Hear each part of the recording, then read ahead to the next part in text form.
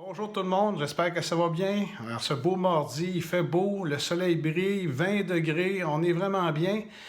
Mais malgré tout ça, la situation perdure. On est encore confinés, on a encore plein de choses qu'on ne sait pas ce qui va arriver dans un futur rapproché en attendant le vaccin. Je sais que ça cause beaucoup de stress à plusieurs de personnes. La télé nous bombarde de nouvelles négatives. Donc, c'est vraiment, ça crée en dedans de nous beaucoup d'inquiétudes pour plusieurs personnes, même qui ça les rend misérables.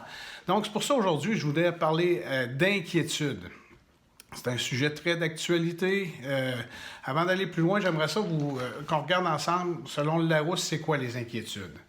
Inquiétude, c'est un état affectif pénible causé par la crainte, l'appréhension et l'incertitude.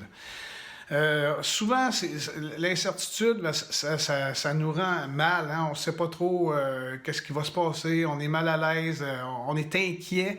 Et c'est pas un état qu'on aime être. Hein? On voit toujours, souvent même, on va voir le pire au lieu de voir le mieux. Donc, aujourd'hui, j'aimerais ça qu'on regarde ensemble dans la parole de Dieu, Matthieu 6, 27 à 33. Qu'est-ce que Jésus a à dire? Je ne lirai pas tout le texte au complet, mais je vais venir ponctuellement à différents versets.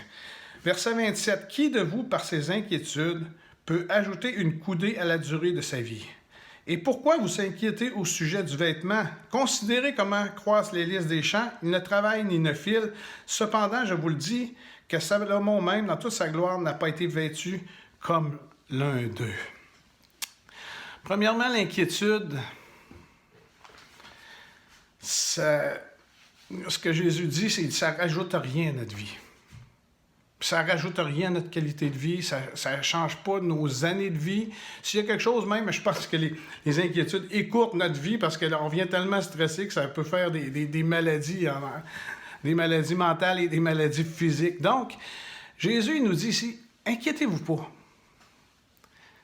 Parce que de toute façon, vous ne savez pas ce qui va se passer. Qu'est-ce que ça va vous donner? Regardez la nature autour de vous. Votre Père céleste, qui vous aime énormément, qui vous accorde une valeur extrême, plus qu'à n'importe quel arbre, à n'importe quel oiseau, à n'importe quel animal.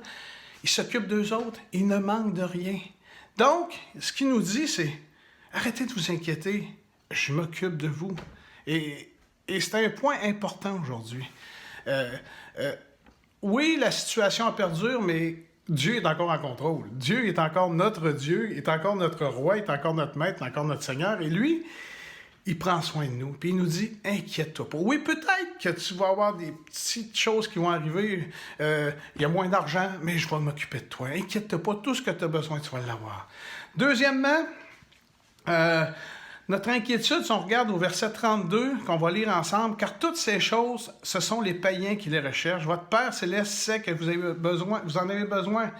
Ce qu'il est en train de nous dire, ce sont les païens qui s'inquiètent de ces choses-là, de ce qui va arriver dans le futur, de ce qui va se passer pour ma vie.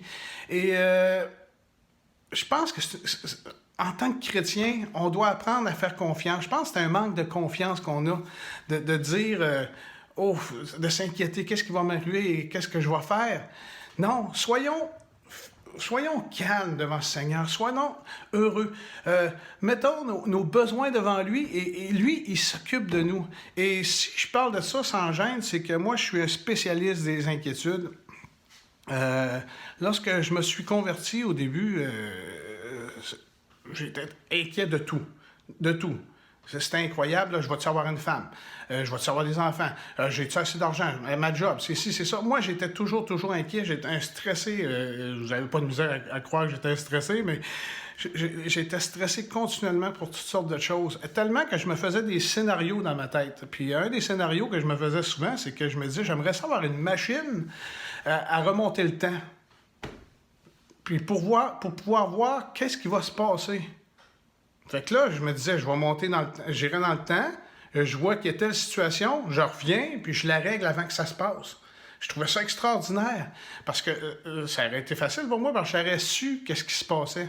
Puis pour l'argent, souvent, je me disais, écoute, si j'avais une machine à remonter dans le temps, j'irais, puis je saurais les scores des games de hockey, puis je gagerais ces games de hockey, puis je gagnerais tout le temps, puis je serais riche, j'aurais plus besoin de m'inquiéter. Puis ils ont même fait un film, Retour vers le futur, là-dessus. Ils m'ont volé mon idée. Imaginez, ça n'a pas de bon sens. Hein? Si j'avais été plus intelligent, j'aurais fait le film, puis j'aurais été riche. Mais ça n'a pas été le cas. Donc, je me disais, ça serait pas pire. Puis je me disais, comme ça, je serais relax. J'aurais pas besoin de m'énerver de rien. Puis où est-ce que je veux en venir aujourd'hui avec ça? C'est que moi, j'ai triché dans ma vie. J'ai triché dans ma vie chrétienne. Je suis allé voir la fin de l'histoire dans la parole de Dieu. Et la fin, quand on va dans l'Apocalypse, on va voir la fin, il y a une bonne nouvelle, c'est qu'on gagne.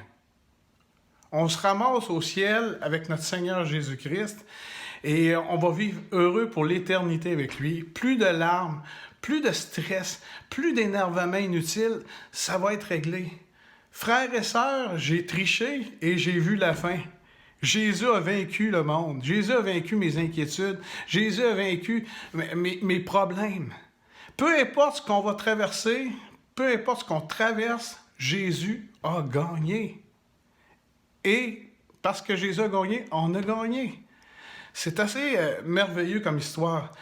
Puis je voudrais terminer en vous donnant le remède de Jésus à l'inquiétude, qui dit au verset 33, « Cherchez premièrement le royaume de Dieu et la justice, et toutes ces choses vous seront données par-dessus. » C'est le remède de Jésus. Écoute, le roi des rois, le vainqueur des vainqueurs, qui nous dit, « Cherchez d'abord le royaume de Dieu. » Le matin, l'inquiétude vient, on s'installe, on lit notre parole, un beau café, ou peu importe comment vous aimez ça, je ne sais pas comment vous êtes, un bon café, puis là, on se met à lire la parole de Dieu. Puis après ça, elle nous donne sa paix, cette parole de Dieu-là, parce qu'elle fait son effet. Et après, on peut répandre notre cœur aussi devant notre Seigneur. Seigneur, j'ai tel stress, donne-moi ta paix. Et je peux vous garantir une chose, la paix de Dieu qui surpasse toute intelligence gardera nos cœurs et nos pensées en Jésus-Christ.